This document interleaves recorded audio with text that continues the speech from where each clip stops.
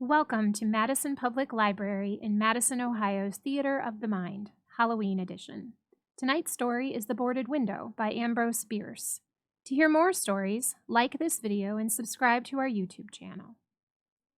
In 1830, only a few miles away from what is now the great city of Cincinnati, lay an immense and almost unbroken forest. The whole region was sparsely settled by people of the frontier. Restless souls who no sooner had hewn fairly habitable homes out of the wilderness and attained to that degree of prosperity which today we should call indigence, than, impelled by some mysterious impulse of their nature, they abandoned all and pushed farther westward to encounter new perils and privations in the effort to regain the meager comforts which they had voluntarily renounced. Many of them had already forsaken that region for the remoter settlements, but among those remaining was one who had been of the first arriving. He lived alone in a house of logs, surrounded on all sides by the great forest, of whose gloom and silence he seemed a part, for no one had ever known him to smile, nor speak a needless word. His simple wants were supplied by the sale or barter of skins or wild animals in the river town, for not a thing did he grow upon the land which, if needful, he might have claimed by right of undisturbed possession. There were evidences of improvement. A few acres of ground immediately about the house had once been cleared of its trees, the decayed stumps of which were half concealed by the new growth that had been suffered to repair the ravage wrought by the axe. Apparently, the man's zeal for agriculture had burned with a failing flame, expiring in penitential ashes. The little log house, with its chimney of sticks, its roof of warping clapboards, weighted with traversing poles, and its chinking of clay, had a single door, and directly opposite, a window. The latter, however, was boarded up. Nobody could remember a time when it was not, and none knew why it was so closed, certainly not because of the occupant's dislike of light and air, for on those rare occasions when a hunter had passed that lonely spot, the recluse had commonly been seen sunning himself on his doorstep, if heaven had provided sunshine for his need. I fancy there are few persons living today who ever knew the secret of that window, but I am one, as you shall see. The man's name was said to be Murlock. He was apparently 70 years old, actually about 50. Something besides years had had a hand in his aging. His hair and long full beard were white, his gray lusterless eyes sunken, his face singularly seamed with wrinkles which appeared to belong to two intersecting systems. In figure he was tall and spare, with a stoop of the shoulders, a burden-bearer. I never saw him. These particulars I learned from my grandfather, for whom also I got the man's story when I was a lad. He had known him when living near by in that early day. One day Murlock was found in his cabin, dead. It was not a time and place for coroners and newspapers, and I suppose it was agreed that he had died from natural causes, or I should have been told, and should remember. I know only that with what was probably a sense of the fitness of things the body was buried near the cabin, alongside the grave of his wife, who had preceded him by so many years that local tradition had retained hardly a hint of her existence.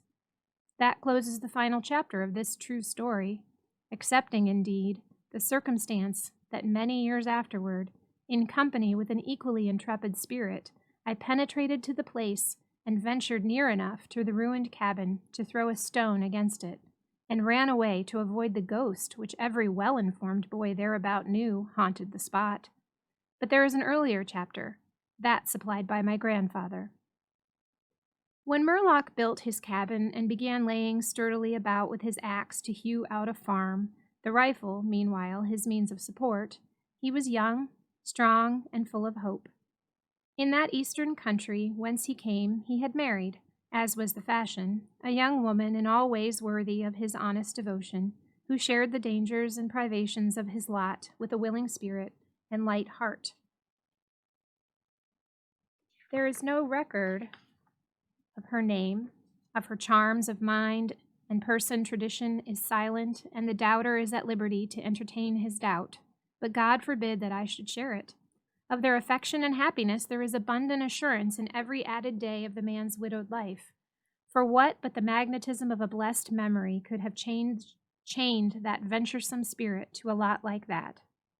One day Murlock returned from gunning in a distant part of the forest to find his wife prostrate with fever and delirious. There was no physician within miles, no neighbor, nor was she in a condition to be left to summon for help. So he set about the task of nursing her back to health. But at the end of the third day, she fell into unconsciousness. Arid so passed away, apparently with never a gleam of returning season. From what we know of a nature like his, we may venture to sketch in some of the details of the outline picture drawn by my grandfather. When convinced that she was dead, Murlock had sense enough to remember that the dead must be prepared for burial. In performance of this sacred duty, he blundered now and again, did certain things incorrectly, and others, which he did correctly, were done over and over. His occasional failures to accomplish some simple and ordinary act filled him with astonishment, like that of a drunken man who wonders at the suspension of familiar natural laws. He was surprised, too, that he did not weep, surprised and a little ashamed. Surely it is unkind not to weep for the dead. "Tomorrow," he said aloud, "I shall have to make the coffin and dig the grave, and then I shall miss her, when she is no longer in sight. But now, she is dead. Of course, but it is all right. It must be all right, somehow. Things cannot be so bad as they seem." He stood over the body in the fading light, adjusting the hair and putting the finishing touches to the simple toilet, doing all mechanically with soulless care. And still, through his consciousness ran an undersense of conviction that all was right, that he should have her again as before, and everything explained. He had had no experience in grief. His capacity had not been enlarged by use. His heart could not contain it all, nor his imagination rightly conceive it. He did not know he was so hard-struck. That knowledge would come later and never go. Grief is an artist of powers as various as the instruments upon which he plays his dirges for the dead, evoking from some the sharpest, shrillest notes, from others the low, grave chords that throb recurrent like the slow beating of a distant drum. Some natures it startles, some it stupefies. To one it comes like the stroke of an arrow, stinging all the sensibilities to a keener life. To another as the blow of a bludgeon, which in crushing benumbs.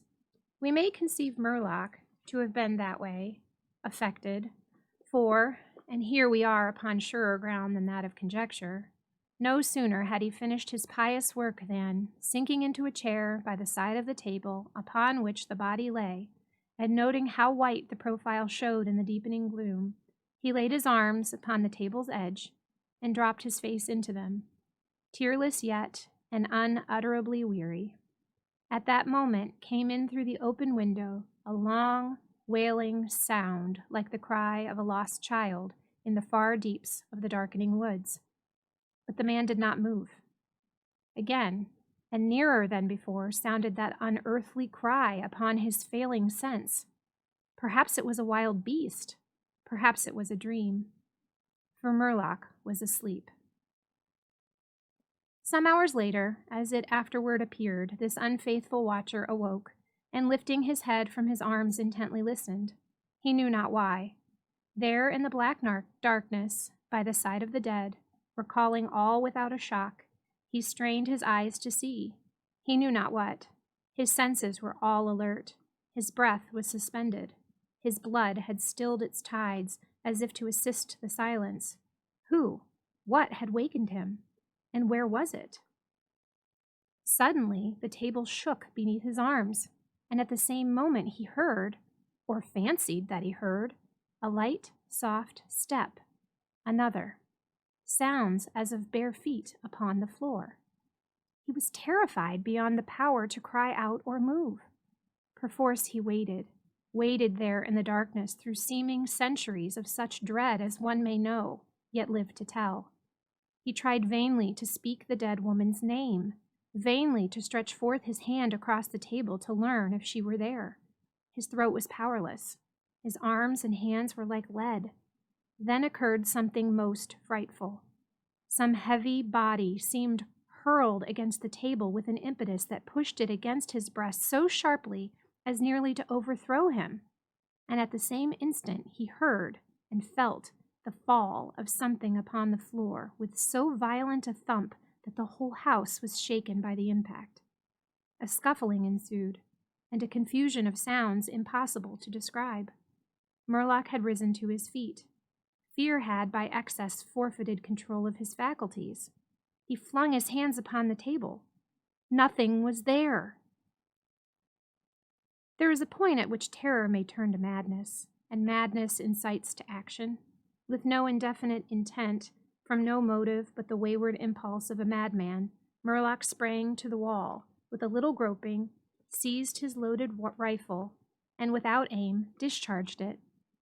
By the flash, which lit up the room with a vivid illumination, he saw an enormous panther dragging the dead woman toward the window, its teeth fixed in her throat. Then there were darkness, blacker than before, and silence.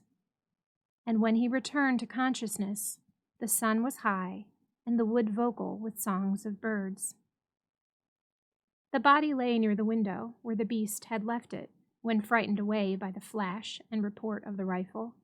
The clothing was deranged, the long hair in disorder. The limbs lay anyhow.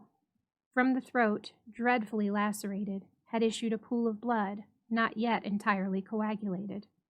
The ribbon with which he had bound the wrists was broken. The hands were tightly clenched. Between the teeth was a fragment of the animal's ear. And this concludes The Boarded Window by Ambrose Bierce. Don't forget to like this video and subscribe to our YouTube channel. Also, follow us on Facebook, Twitter, Instagram, and Pinterest.